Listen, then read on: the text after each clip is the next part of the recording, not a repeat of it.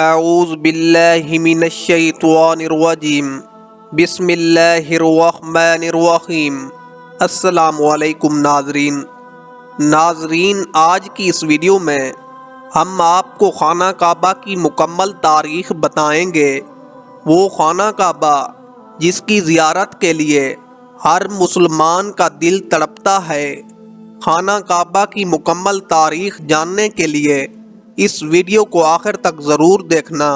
ناظرین، ایک روایت میں ہے کہ حضرت آدم علیہ السلام کے پیدا کرنے سے 2000 سال قبل جہاں آج خانہ کعبہ کی عمارت ہے، یہاں ایک جنتی عمارت خیمہ کی شکل میں موجود تھی جس کا فرشتے طواف کیا کرتے۔ اگر بات کی جائے خانہ کعبہ کی پہلی تعمیر کی تو ایک روایت میں ہے کہ خانہ کعبہ کی پہلی تعمیر سب سے پہلے فرشتوں نے کی، اور بعض حضرات کا یہ بھی قول ہے کہ خانہ کعبہ کی پہلی تعمیر اللہ تعالیٰ کے امر کن سے ہوئی۔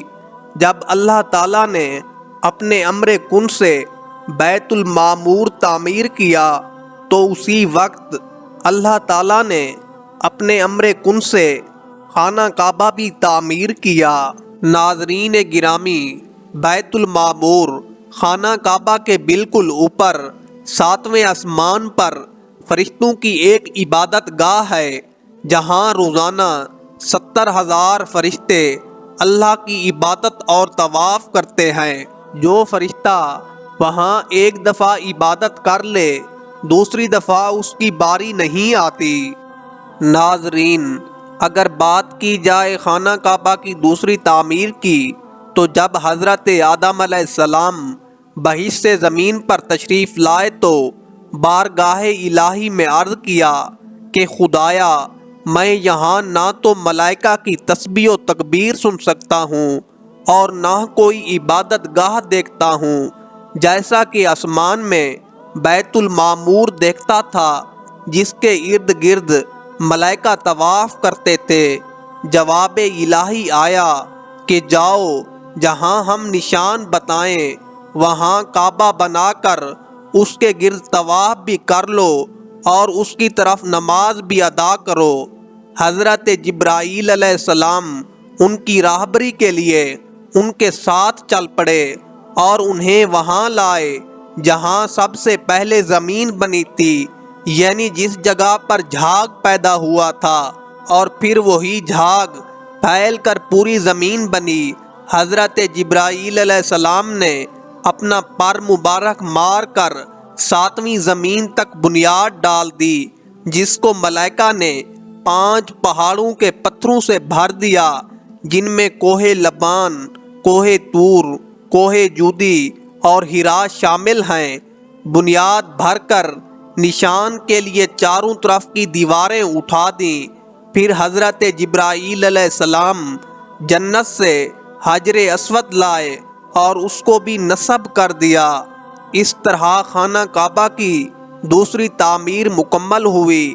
اس طرف حضرت آدم علیہ السلام منہ کر کے نماز پڑھتے رہے اور اس کا طواف بھی کرتے رہے۔ خانہ کعبہ کی تیسری تعمیر حضرت شیس علیہ السلام کی بتائی جاتی ہے۔ یہ بھی اللہ کے نبی تھے اور حضرت آدم علیہ السلام کے صاحبزادے تھے۔ یہ تعمیر حضرت نوح علیہ السلام کے زمانے تک قائم رہی، لیکن جب طوفان نوح آیا تو تعمیر قائم نہ رہ سکی، صرف ایک ٹیلہ سا رہ گیا۔ خانہ کعبہ کی چوتھی تعمیر حضرت ابراہیم علیہ السلام اور حضرت اسماعیل علیہ السلام نے کی۔ طوفان نوح کے بعد خانہ کعبہ کی جگہ ایک ٹیلہ سا رہ گیا تھا تو حضرت جبرائیل علیہ السلام نے خانہ کعبہ کی بنیادوں کی نشاندہی کرائی۔ خانہ کعبہ کی تعمیر کے لیے حضرت اسماعیل علیہ السلام پتھر لاتے اور حضرت ابراہیم علیہ السلام انہیں جماتے جاتے۔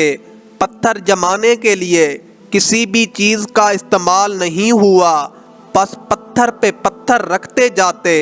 جب دیواریں ذرا اونچی ہوئیں تو سیڑھی کی ضرورت محسوس ہوئی تو اللہ پاک نے اپنے بوڑھے دوست حضرت ابراہیم علیہ السلام کا خیال کرتے ہوئے جنت سے ایک پتھر بھیجا جس کو مقام ابراہیم کہتے ہیں۔ اس جنتی پتھر کا خاصہ یہ تھا کہ وہ حسب ضرورت خود بخود اونچا ہوتا اور خود نیچے ہوتا۔ ناظرین، خانہ کعبہ کی 5ویں تعمیر قوم عمالقہ نے کی، جبکہ 6ٹھی تعمیر قبیلہ جرہم نے کی۔ یہ قبیلہ حضرت نوح علیہ السلام کی اولاد سے تھا۔ بیت اللہ کی 7ویں تعمیر نبی آخر الزماں فخر دو جہاں حضرت محمد صلی اللہ علیہ وآلہ وسلم کی 5ویں پشت کے دادا قصی بن کلاب نے کی۔ سلسلہ نسب یوں ہے: حضرت محمد صلی اللہ علیہ وآلہ وسلم بن عبداللہ بن عبد المطلب بن ہاشم بن عبد مناف بن قصی بن کلاب۔ ناظرین، جب قبیلہ قریش بیت اللہ کے متولی تھے تو ایک دفعہ بہت زیادہ سیلاب آیا، جس سے بیت اللہ کی بنیادوں کو بہت زیادہ نقصان ہوا۔